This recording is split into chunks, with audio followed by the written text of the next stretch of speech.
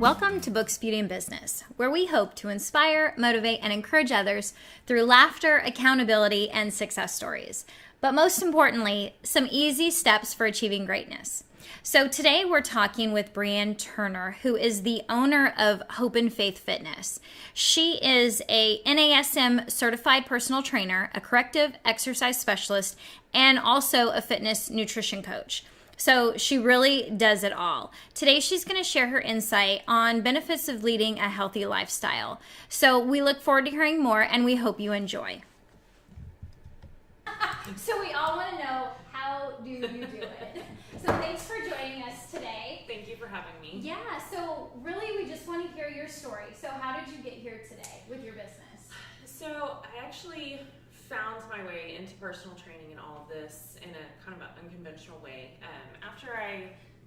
Before I had my twins, I was a working wife, had a really successful career in finance actually.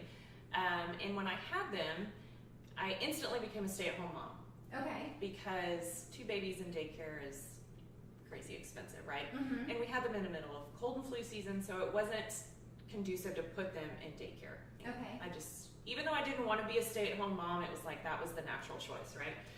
So fast forward to them being 2, stayed at home with them, everything was great. I was rocking it, I really was, but I was miserable.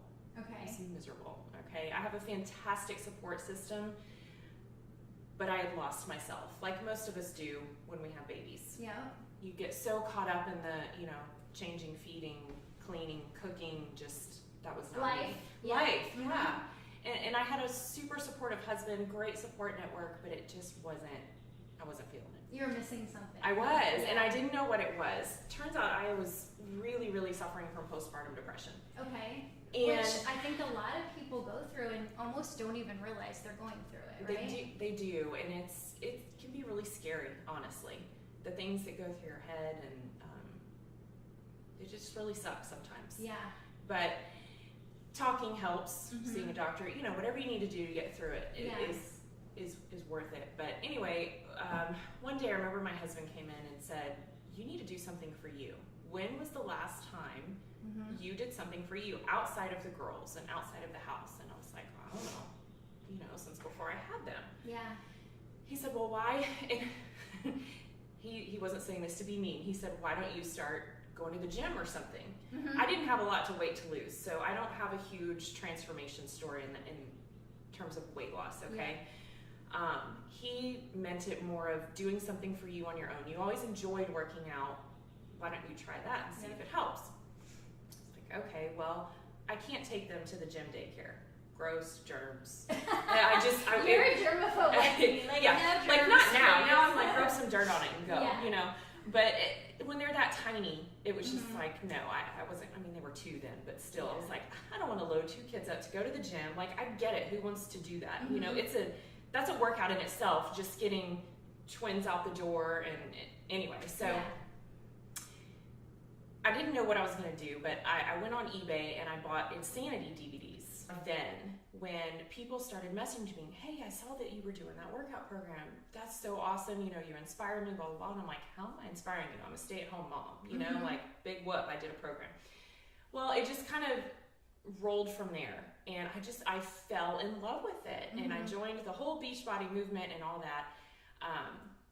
Built a great community, a great following, a lot of friends, learned a lot. And that propelled me to further my to get certified. So it's like, I want to take this further because there's so much more than just at-home workout programs. And they were fantastic. They fit what I needed at home, and I still recommend them for a lot of people, especially stay-at-home moms who don't have the opportunity to get to a gym, Yeah, all you stay-at-home moms out there. It's great. There's programs for all fitness levels. It's fantastic. Yeah. So I'm still a huge advocate and fan of them. But I needed a little bit more. I wanted to take the progress that I had made and take it further. So got my personal training certification, and I kind of just launched into there. Got my fitness nutrition coaching certification, and everything just kind of rolled from there. So that's amazing. So now you're certified. Yeah. Now you have your own business. Yep. So how many clients do you currently work with? It varies. Okay. I don't know, anywhere from 10 to 15 at a time. It just depends. Oh, wow. So, yeah. Well, if you guys haven't done this, at Hope and Faith Fitness is the name of Breanne's company, but her handle on Facebook, and that's really where she posts a lot of her inspirational stuff, it's Hope Faith Fit. So if you look at Hope Faith Fit, you'll find her there. And what I love about what you do is, I swear, I tell you this, you should write a book. But the motivational things that you put out there for people, and it's not like, hey, wake up, have a good day. It's like, get up and do this workout. And she'll post something for you that you can actually do at home. You can do their daily tips.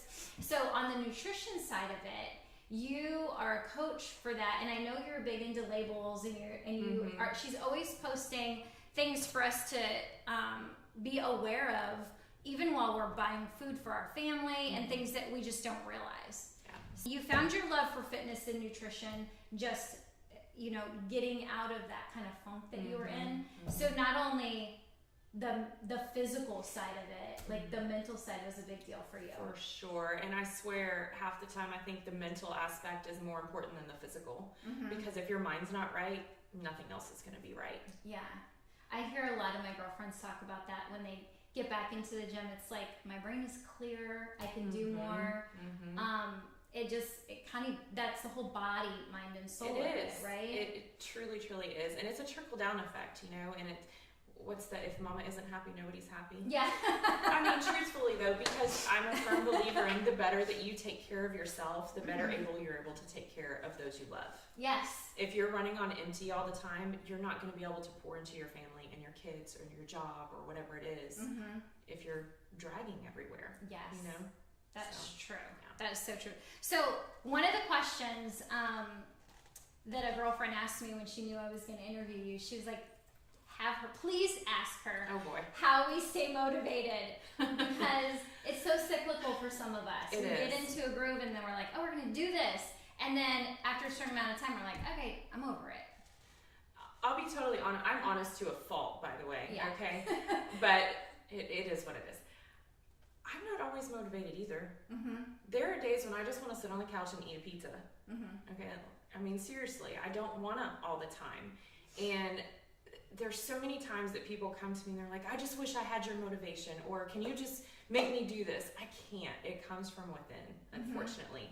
There has to be something driving you. I don't know if it's an intrinsic thing or whether you have a goal you're working toward. I don't know. I can't explain that. I think we all have different things in our lives that motivate us. So what motivates you? That's a good question. My kids, my husband. I just want to be the best version of myself. I want to constantly, I don't want to look at like my upcoming birthday as, I'm going to be 38.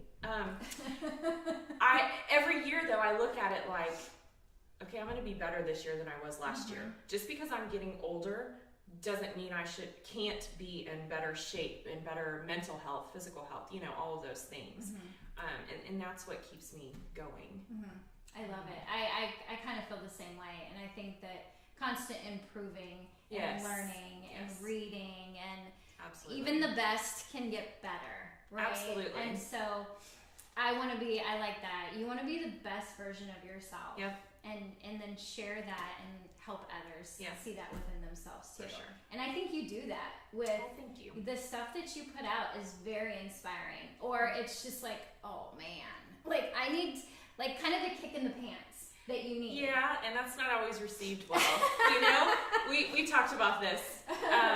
But and I think I told you this, the things that I get upset about or offended about are usually because there's a little bit of truth to it. Yeah.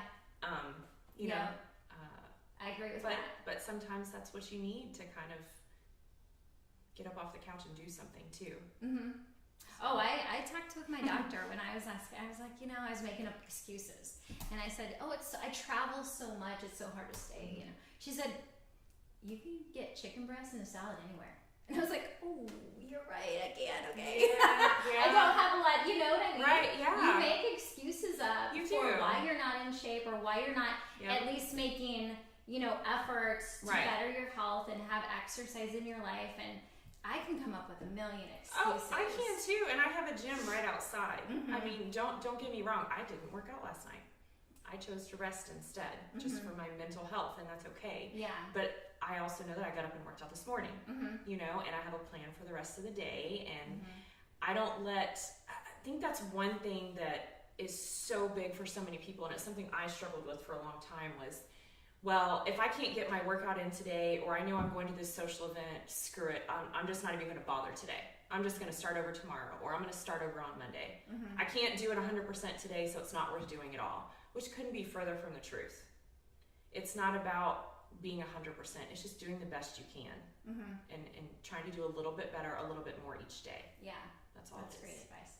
Well, do you have a book or reading that you recommend or that you like to share with the books, Beauty and Business Gals? So I'm all over the place when it comes to books. I read Girl Wash Your Face, okay, which I know you talked about, and I really liked it. And I'll be completely honest again.